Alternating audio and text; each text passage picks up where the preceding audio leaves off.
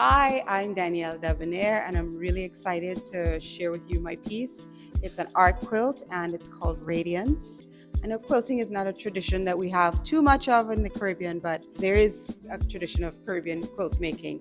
And so a quilt essentially is just a thing that you think that you'd be using, people have used on their beds, except it's made here now into a piece of art. So it's really three different layers. The top layer that you see, a soft bit in the middle, and then a backing. So that's why it has that feel of softness and something that's a bit of a raised quality to it. I absolutely love working in fabric and particularly making quilts because for me it's about something that is traditionally from like a private space, like a bedroom and a home, made public so that we could share it with other people, which is really how I feel about my art as well. Something I do privately, but that I get to share with people as well. And as you see, it's a female head. It's intended to be a woman of African descent, hence the lovely fro and the cowrie shell as well.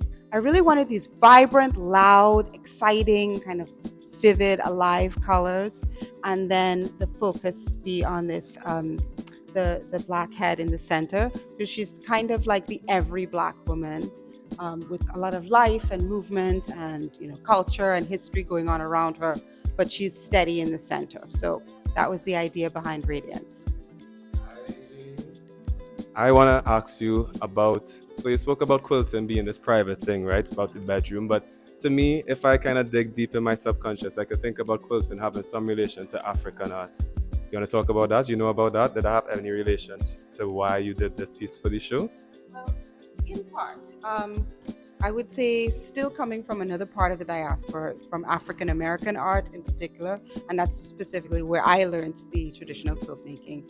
And part of the structure and design of quilts, yeah, that's beyond African America or Caribbean. It's beyond the African continent as well.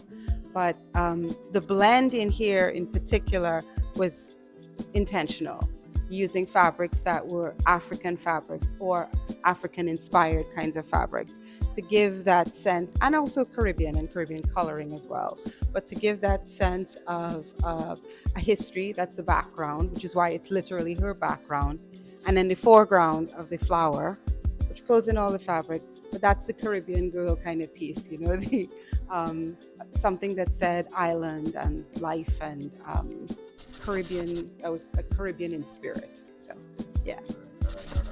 If I had to say one more thing about the piece, first of all, anybody looking at the piece, it is theirs now. It's no longer mine for you to interpret.